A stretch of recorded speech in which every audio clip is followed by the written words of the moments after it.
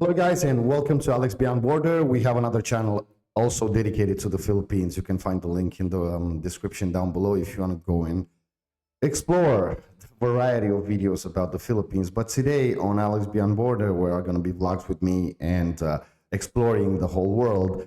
Today we're going to have Philippines and some most unreal tribes that are still living today. And a lot of Filipino people actually don't know about them. And of course the world. So we're gonna take a sneak peek without disturbing anybody in these tribes, and beautiful. I guess they're gonna be spectacular areas to explore. Like the video, subscribe, guys. Let me know what you think down below. Of course, your opinion is important, and let's go.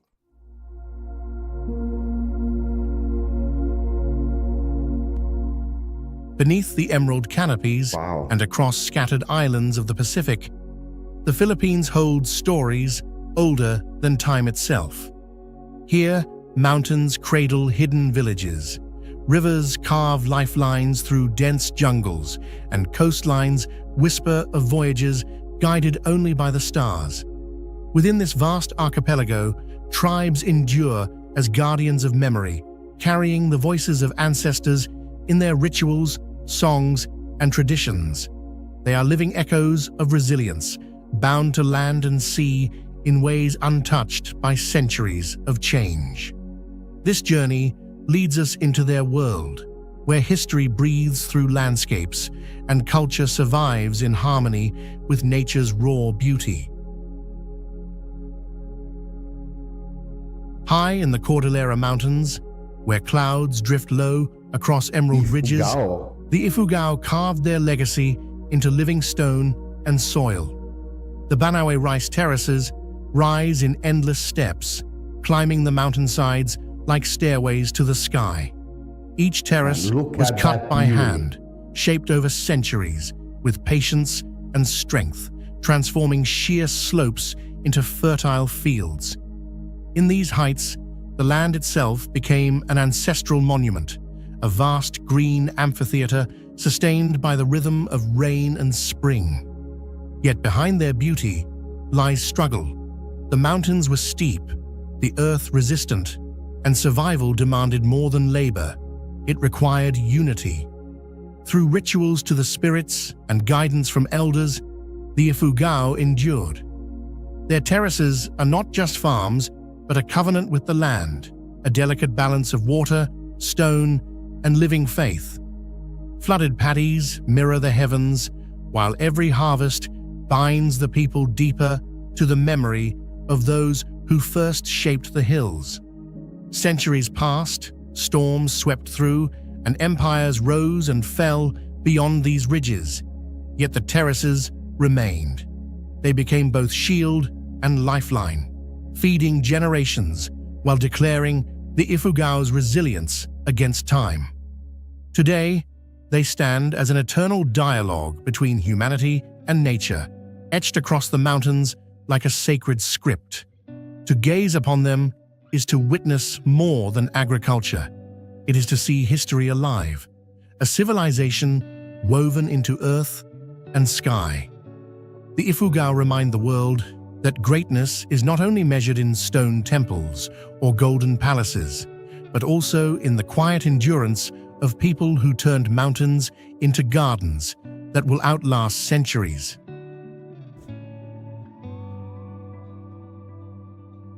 Amid the rugged highlands of the Before he moves on, just want to say something. You know how much, I mean, if you're new on the channel, don't, how much I love the Philippines and I respect the Philippines. But seeing here, I'm so glad that this place still exists because there is still purity, honesty, hope. You know, they don't need anything, technology or whatever it is. They're happy like that, and it's so beautiful. So beautiful. Cordillera, where valleys cut deep and rivers coil like silver threads, the Kalinga carved their identity in strength and tradition.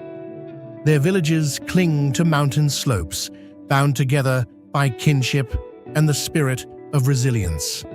For centuries, they stood as fierce guardians of their land, their warrior culture shaped by the need to defend home and honor. On their skin, tattoos became living chronicles, marks of valor, symbols of journeys, and I know emblems of her. beauty etched by fire and thorn. I did the reaction on my The other highlands channel. were unforgiving. Steep trails tested endurance, and isolation demanded unity. Conflict often arose between neighboring groups, where bravery was measured not only in battle, but also in the courage to protect the tribe. Each tattoo told the story of those moments, a permanent reminder that life here was both fragile and unyielding. For the Kalinga, survival meant more than enduring nature's trials. It meant carrying forward traditions that defined who they were. Over generations, the artistry of tattooing evolved into a sacred practice, guided by women who became keepers of this ancient script upon the body. The patterns mirrored rivers, rice fields, and spirits believed to guide the living. In every mark lay a dialogue with the ancestors, binding each generation to the legacy of those before them. Today, when sunlight spills across the Cordillera ridges, the Kalinga villages still breathe with this heritage. Their tattoos remain as timeless signatures of identity, resilience, and memory. To witness them is to glimpse a people who etch their history into skin and stone, a culture that endures in the mountains, where strength, beauty, and tradition flow together like the rivers that carve the valleys below.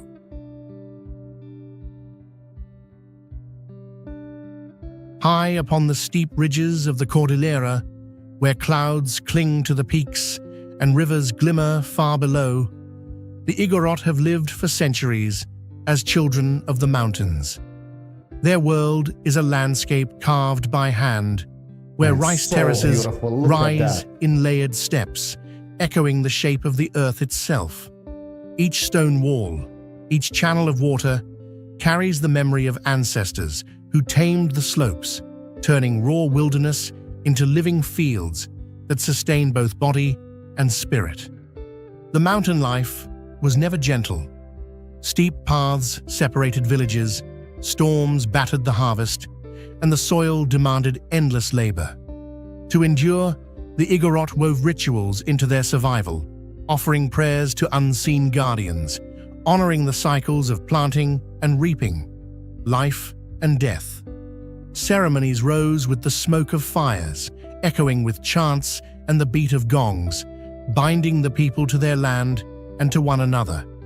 Every act of farming became a sacred covenant, a balance between human hands and the spirit of the mountain. Conflict, too, shaped their history. In these isolated heights, communities stood fiercely independent, defending their valleys against outsiders, while within, kinship and ritual ensured peace and order. Strength was not only in the warrior's hand, but also in the harmony of tradition, the unseen thread that kept the Igorot bound to their ancestral ground. Even now, the terraces shine like mirrors in the rain. The rituals linger in the air, and the mountains cradle their people as they have for generations. The Igorot stand as a testament to endurance, a culture that shaped its world as much as it was shaped by it. In their terraces and traditions lies a story of survival and reverence, etched forever into the heart of the Cordillera.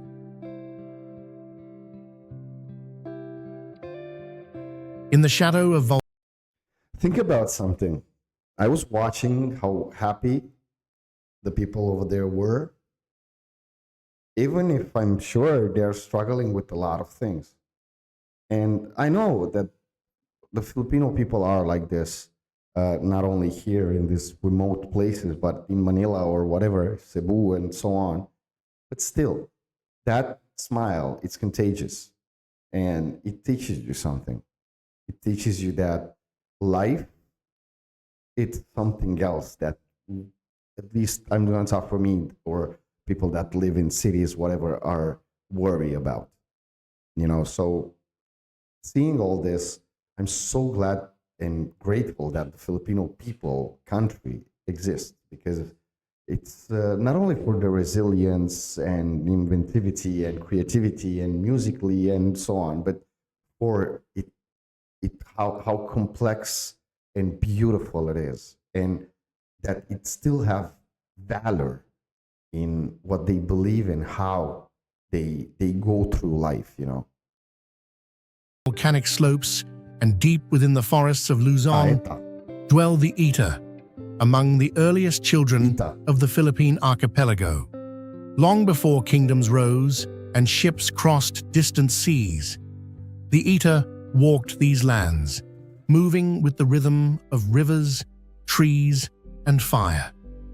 Their world was shaped by mountains that breathe smoke, by jungles thick with life, and by the ancient memory of survival etched into every path and clearing.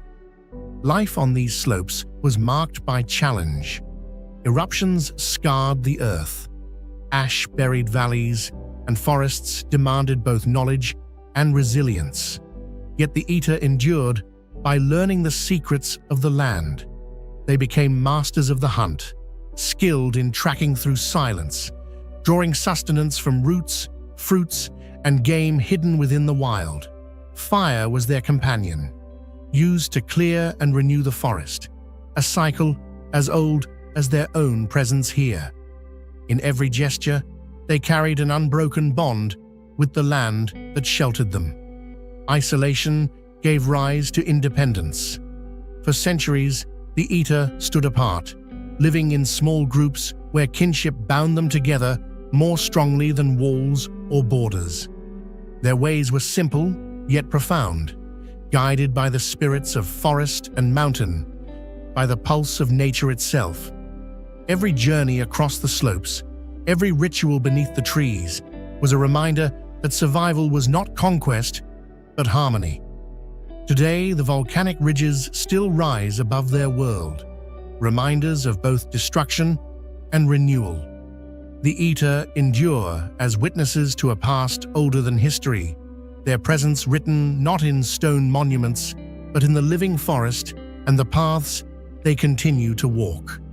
To know them is to glimpse humanity's earliest chapters, carried on in the whispers of leaves, the smoke of volcanoes, and the enduring strength of a people who have never left the embrace of the land. Fascinating. Across the rugged heart of Mindoro Island, where mountains descend into quiet valleys and rivers wind through dense green forests, live the Mangyan, guardians of traditions carried across centuries. Their homes of bamboo rise lightly above the earth, blending with the land as if they had always belonged. In their hands, weaving becomes more than craft.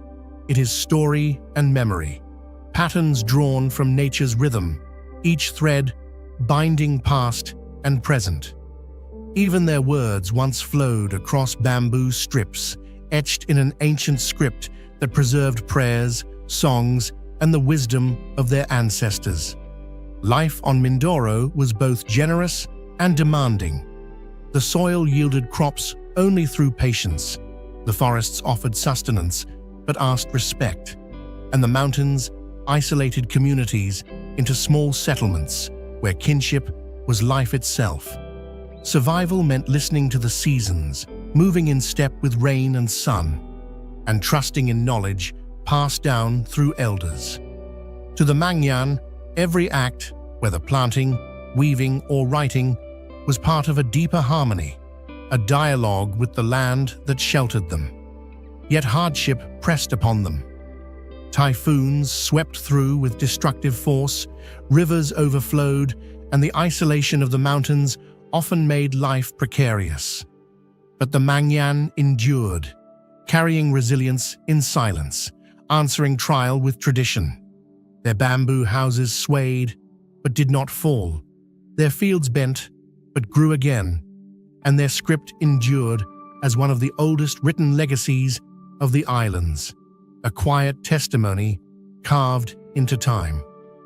Today, when wind moves through the forests of Mindoro, it seems to whisper the Mangyan story, a people who shaped their world with lightness and grace, leaving behind no monuments of stone, but a living heritage of weaving, writing, and resilience. In their homes, their patterns, and their words, the Mangyan remind us that strength lies not always in conquest, but in the enduring harmony between people and the land they call home. That's so beautiful, guys. I'm speechless. In the vast forests of Palawan Island, where limestone cliffs rise above emerald canopies and rivers vanish into hidden caves, dwell the Palawan, people whose lives remain bound to the spirit of the wild. For centuries they have moved through these forests with quiet reverence, hunters and gatherers who read the language of trees, streams, and stars. Every path beneath the towering dipterocarp trees carries memory. Every clearing whispers of ancestors who believed the forest was alive with unseen guardians. The Palawan world has never been one of ease. The jungle teems with both abundance and danger. To find food, they relied on skill and patience, tracking game in silence, gathering fruit and honey with an intimate knowledge of season and place. Their hunting culture was never conquest, but dialogue, an exchange where respect for the spirits of animals and trees ensured that life could continue. Deep animist beliefs guided this balance. Rituals offered in gratitude, words spoken to unseen presences before each journey into the woods. The forest demanded resilience, and storms often tore through the island, flooding valleys and scattering the game on which they depended. Yet in those trials, the Palawan discovered strength, holding to the knowledge passed down through generations. Each ritual fire, each offering of betel nut or song, was more than custom. It was a thread binding the living to the unseen, ensuring harmony between human and nature. Even now, as light filters through the high canopy and rivers carve silver lines through the jungle, the Palawan endure as keepers of this ancient bond. Their lives remain woven into the pulse of the forest, where every hunt is sacred and every tree a silent witness. To know their story is to glimpse a world where belief and survival are inseparable, a living testament to humanity's oldest covenant with the land. Wow. Along the shores of Palawan, where the sea shimmers like glass and forests descend toward hidden coves, the Tagbanwa have lived for centuries in harmony with tide and soil. Their world is a meeting place of land and ocean, where rice grows in the valleys and the sea offers its endless bounty. Life here is shaped not only by harvest and fishing, but also by ancient rituals, where every grain of rice and every wave carries the presence of spirits who watch over their people. The balance was never simple. The sea could turn violent, storms striking with sudden fury, scattering boats and flooding coasts. The land, too, could falter when rains failed or floods drowned the fields. In these moments of uncertainty, the Tagbanwa turned to ceremony. Rituals were woven into every season, offerings cast into the water for the spirits of the deep, prayers lifted for the rice that sustained them, and dances performed to honor the unseen guardians of earth and sea. Their world was not divided between sacred and ordinary, for every act was touched by the divine. Generations carried these traditions forward, building lives where resilience was measured not only in survival, but in reverence. The rice harvest was celebrated as a gift, the sea journey begun with a prayer, and even death was marked by rituals guiding the soul toward the afterlife. Through these acts, the Tagbanwa sustained more than their bodies. They sustained their place in a universe alive with meaning. Today, as waves still break upon Palawan's shores and rice fields glisten beneath the sun, the Tagbanwa remain as quiet guardians of a heritage older than memory. Their rituals echo across sea and land, reminding the world that survival is not only about endurance, but about the deep, unbroken ties between humanity, the earth, and the eternal rhythms of the sea. Guys, this was beautiful, beautiful. I was so silent because it's magical. And, continue thinking like, now I understand why this word is true. Having less, it's having more. Because a lot of us have everything and still something is missing every damn time. That peace, that being okay with yourself, and especially tied to the nature, to your land, which is something so unique and so beautiful. Man, wow. I wonder, I don't know how many of you had the chance to be in those places over there, but I guess it's so peaceful living there. I mean, I was getting my peace just from watching the video. Being there, it's like heaven. I don't know what to say. Not for a lot of other people, maybe, because there are a lot that love to stay in, chaos. But I mean, the beauty of the people of the Philippines itself and that peace, and especially, I was wondering myself, if you go to an older people over there and just ask him or her, to tell you some stories, old ones, I guess it will be so fascinating, at least for me. I don't know what you think. Hope you enjoyed this one. A lot of other videos to come on the channel about the Philippines and about the whole world to being able to explore here together. But man, wow, what a beauty. Let me know down below if you have been to those places over there, if you know them, if you know ancient stories, why not? And what do you want to see next on the channel? Thank you for watching. Like I always say, stay safe.